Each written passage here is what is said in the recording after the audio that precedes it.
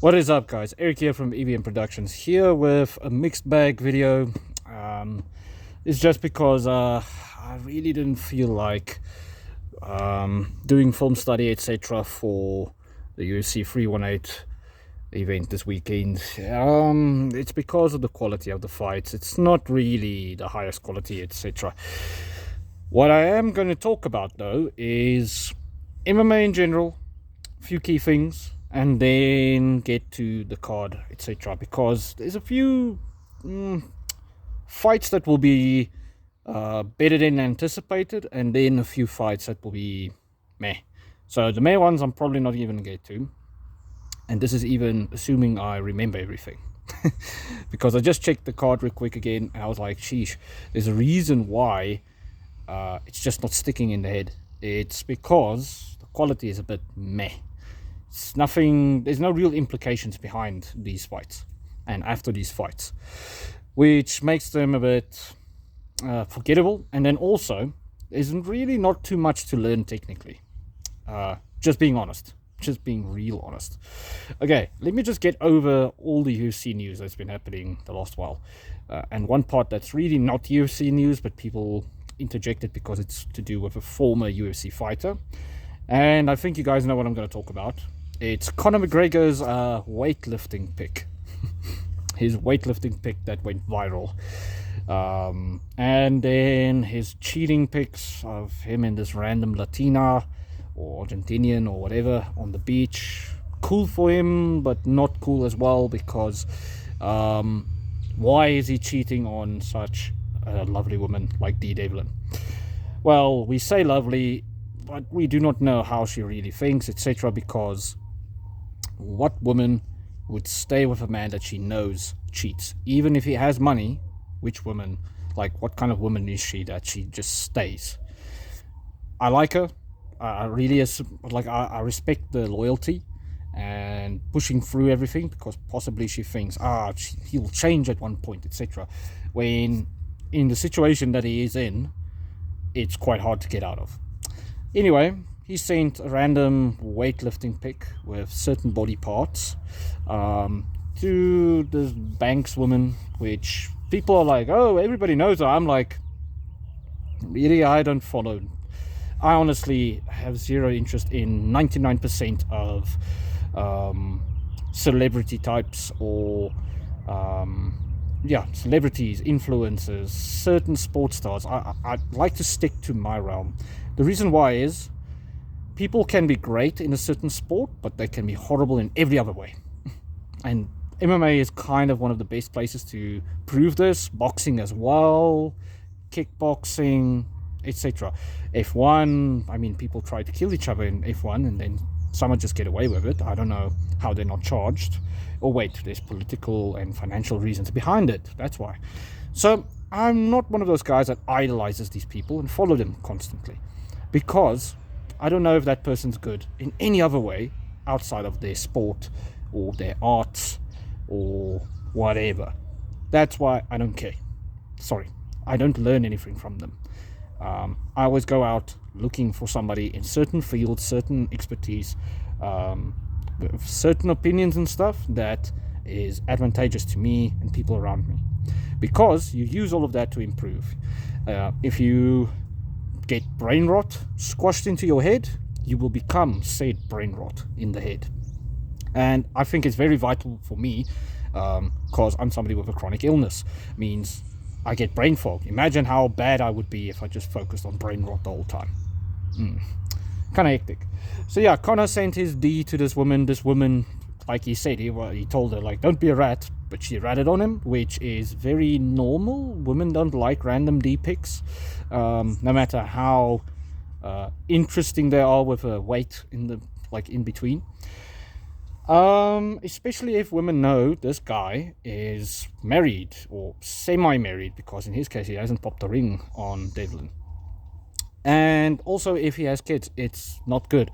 So in the end, he kind of is getting what he deserves in a way, but kind of not, because it seems like there's no real repercussions. Dee Devlin has been posting constantly photos of him and her, just because they're probably talking it out and sorting it out in the background, because she knows it's in her best interest in some ways to stay with this man, because money talks.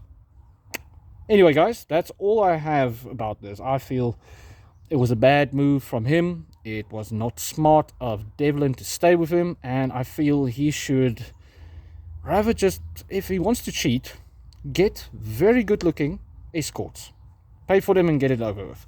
These other women are pointless, really. Everybody is mocking Conor McGregor for his quality looks wise of women that he wants to go after instead of D. Devlin, and also everybody's judging him clearly and rightfully because he's a cheater. Anyhow, that's my opinion on it. It was just bad. There's nothing good out of this, and the MMA media scrounging on this is driving me a little bit nuts. The only thing that was good was Chael Sonnen's reaction to it. It was funny. Now, let's move on. So, second thing. Max Holloway coping about Ilia Topuria. Him saying, no, dude, Charles Oliveira had a one-fight win streak against the washed Chandler. And then Volkanovski got KO'd by Islam. And then he doesn't mention himself directly, but is kind of insinuating that he's washed when he isn't. Clearly isn't.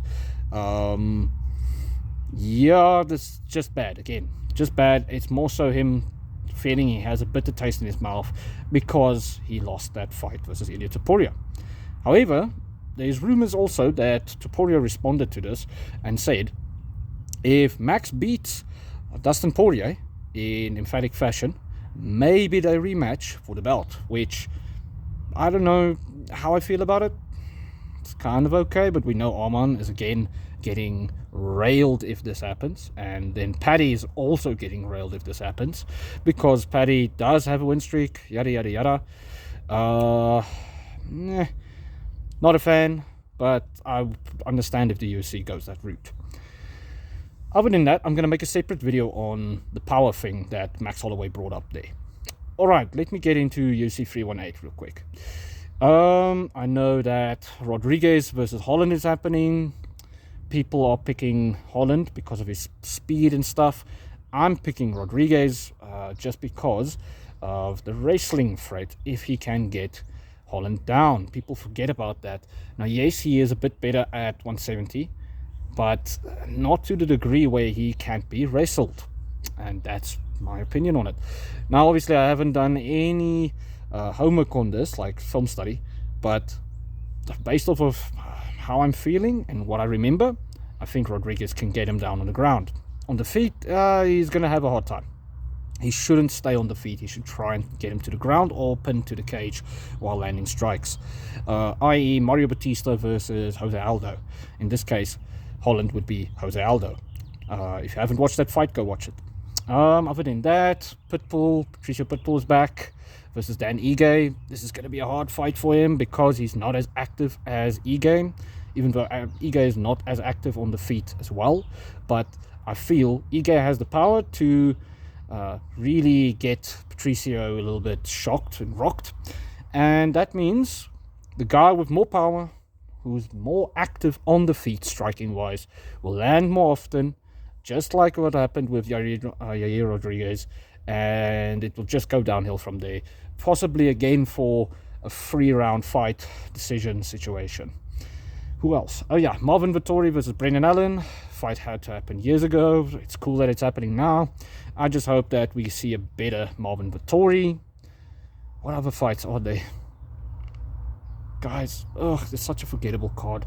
These fights have no implications behind them, no technical prowess to learn off of. That's why it doesn't stick. I'll be back with you guys now. I just need to go to the bathroom real quick. Alright, I'm back. Okay, cool. Sorry guys, it's been 9 minutes of me just squeezing for my life. Okay, now we get to the main event. Max Holloway versus Dustin Poirier, and this is Dustin Poirier's retirement fight. Now, Dustin Poirier, southpaw, very strong, heavy hands, decent takedown defense, obviously improved over the course of his career, especially past the Khabib loss. Max Holloway, just a sensational striker that kept getting better. He's still reasonably young. I think he's 33, 34. just double check after this. He's reasonably young, improved, and keeps on improving. And recently moved up to 155, then went back down to 145 to fight Ilia Topuria for the belt. It was unsuccessful, but he still looked good in that fight, especially with the knee stomps, the kicks, the teeps to the body, and then his hands did keep Ilia busy because of his stature, his frame.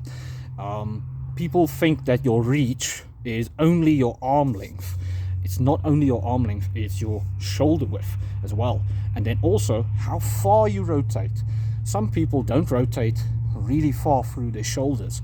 Then others go all the way, and then you can stretch if you move your head, etc. Add in better footwork or very light feet, and somebody that's taller that can use their body like this has a better shot at landing heavy strikes on you.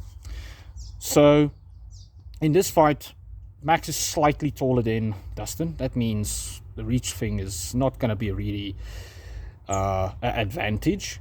But he improved in many ways. He changed his stance post-Volk fight, the first Volk fight, way back. He changed his stance. And he started checking leg kicks a bit better, which Dustin Poirier likes. Started throwing more front side kicks, kicks to the body, even high kicks. I remember now, he actually threw high kicks versus Yair Rodriguez, which like crazy in a bit. Like really crazy to think about because of how dynamic Yair Rodriguez is. What else? And then his shot selection on the feet. He still has some of his bread and butter jab, jab, right hand combos. However, he has some more dynamic strikes in between. So, the reason why I'm bringing that up is when Dustin Poirier rematched versus Max in 2019, which was such a good fight, by the way, Max landed often on Poirier, but the size difference, the mass difference specifically, was such a big difference that he couldn't get Dustin off of him. Plus, Dustin was very, how can I say it like this, adamant at being in his face. He just didn't let off. He stepped on the gas in that fight like crazy. That's why he looked like a world beater versus Max Holloway, which is cool. That's very good because Max couldn't really get him off of him, and he's not as good in the pocket, like short range, up close. He's not that good because of his stature and stuff. A lot of people talk about you want to be long and stuff like that, but they never think that it depends. It really does depend, especially versus certain fighters. So my mind is saying that Max has the upper hand because of how more dynamic he got, especially with that spinning back kick. However, I'm curious on how he's going to set it up. Dustin is a southpaw, so he stands like this. Spinning back kicks will need to come this way, and the problem with that is the left hand is ready. So while he's spinning, Dustin can move and land that left hand. Always, if he sees him spinning, he can duck, throw, and then Max will literally be a standing target because he will be on one leg midway through. If that is timed, somebody will be spinning, and then when they land here, they will get clipped, or they will be guided onto a left hand, or just when they fully do the rotation, land into it. And that is devastating. Also, the problem is, this is a problem for Max. He shouldn't rely on that kick that much. The knee stomp, the front leg stomps, I really think that will be good. Leg kicks, knee stomps, teep to the body. Dustin is open for teeps to the body, especially because Max likes switching stances. That means he has the same open shot that Islam Makhachev had to the body versus Dustin. Now, Dustin won't tire too much for body kicks and body attacks, but this will open this up quite a bit. Other than that, if Max still, after gaining all this mass, has not gotten the power to get Dustin off, you won't keep him off. And then it will be a very hard-fought version of the 2019 fight. just with a few whatever moments in between. That means most likely Max won't win, which is something that most people disagree on. They're kind of like, no, it's probably not going to go that way. And their reasoning is because of how Dustin looked versus Gaethje in the rematch, where he got head kick KO'd, which people get caught, and also on his Islam Makhachev fight and BSD fight, where he looked a bit slow. Now, the problem that I have with that analysis or view is versus Gaethje, he got caught, and he did okay on the feet. He was a bit too patient on the feet this time compared to their first fight. With BSD, he got wrestle-effed on the floor, so he was tired from trying to get up, and then he started attacking. With Islam, the same thing happened. He was taking his time, and then he started getting tired because he had to defend the takedowns, defend clinches, and strike as much as possible to get this beast off of him. So, to me, he would look slow there because it was stylistic reasons. It wasn't really him just being actually cripplingly slow. However, age is a thing, and damage is a thing. So he can go into this fight and actually look really bad. But based on some of the videos he's been posting of his training, he looks good. In fact, he looks better than usual. Yeah, that's a problem for Max. Now, I haven't seen Max's training footage yet, if there is. But I'm guessing he will be quite well suited for this. My one what if in this whole situation is Max was very fast versus Gaethje at 155, and he still hit hard enough to keep Gaethje really on his toes. Like his reactions, MMA Shay made a video about it, that he says it's more so the speed. I say it's a combo of things. Speed, accuracy, and then the power that he gained by actually bulking up to 155 properly over a certain time. That means to me he does hit harder now, more effectively. And Gaethje's reaction, where he literally doubled down like this, he went like this when Max caught him with a 1-2-3, is because it stung him. It's not he was rocked, it was more so it hurts. It just sore to get stung by somebody that hits sharply. It's not the same as funning power where you're like, oh, I might fall asleep now. The only problem is that did give him the illusion that in that last exchange he could trade with Max Holloway, and then he got slept. So I think, based on, I saw them facing off yesterday, Dustin Poirier and Max Holloway. Max looks finally the size of a 155er. So the power advantage might not be there as badly as it was for Dustin. However, Dustin does still hit very hard for a 55er.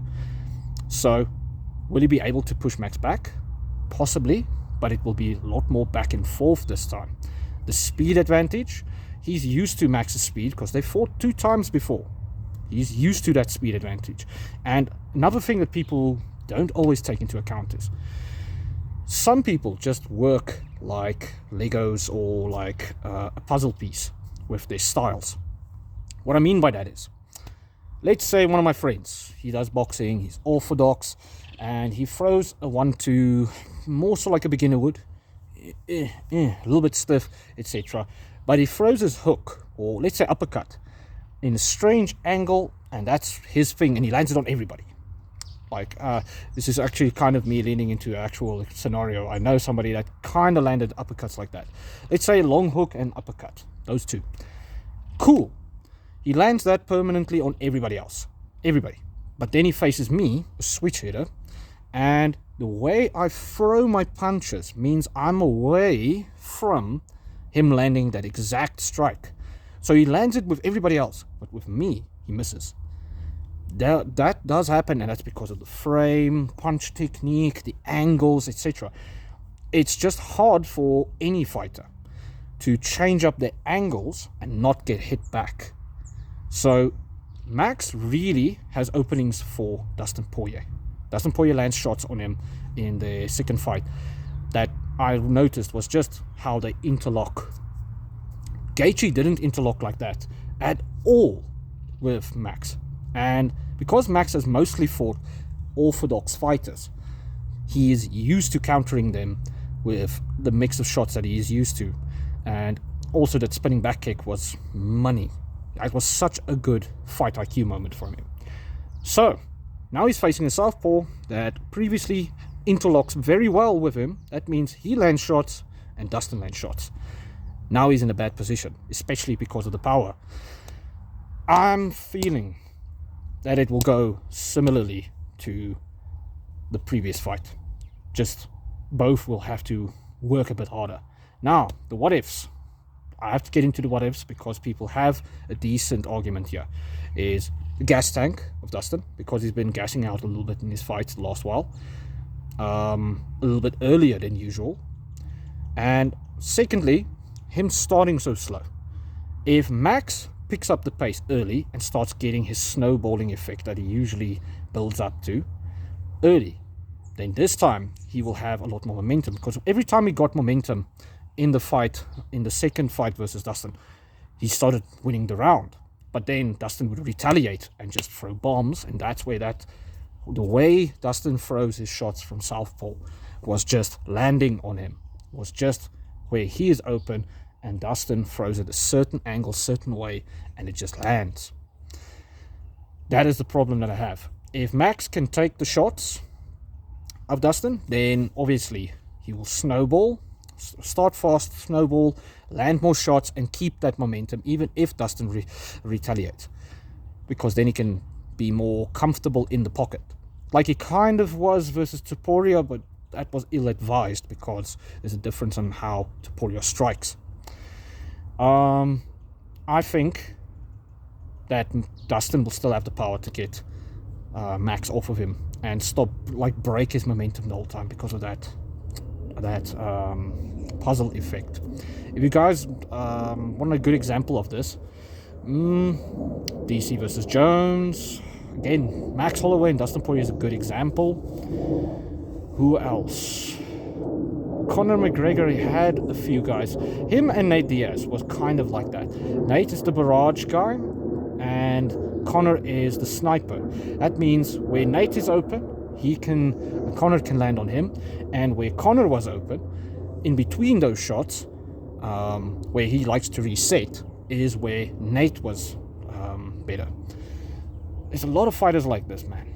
Just not that many nowadays in MMA, because the best fighters can break those shackles. They can break that limit. Or wait, Bilal versus JDM was a good example as well. It's a good example.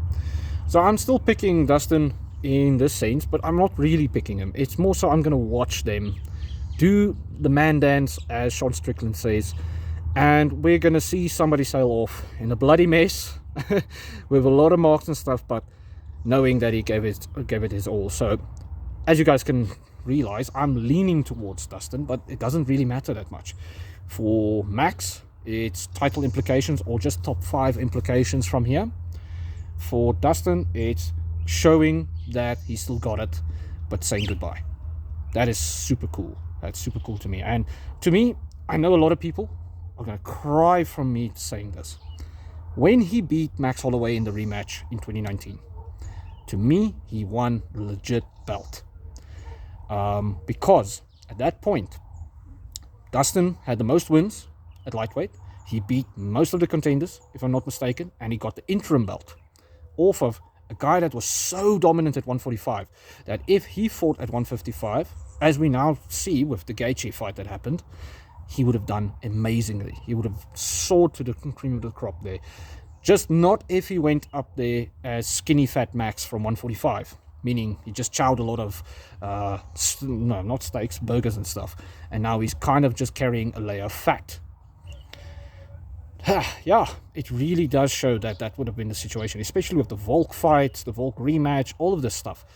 Max Holloway was at that point the number 1 contender, and they were fighting for the belt to me. And that's why when Khabib beat him, he just proved that he is the champ, and he took the belt back. Same thing when he beat Justin Gaethje. Gaethje beat everybody, and he beat a guy that was on a 12-fight win streak that was supposed to fight Khabib 4 times, and then he got the belt there. That means Gaethje at that point was the champion, technically. and then Khabib took it off of him. So just turning it back, Dustin to me was the champion at some point. And I think there's a lot of people who might feel that way, but a lot of people that will jump on me for it. But that's how I feel, and that's fine if you disagree. Let's just enjoy this weekend. I'm saying cheers to the diamond. See you on, well, Sunday morning for me. Cheers.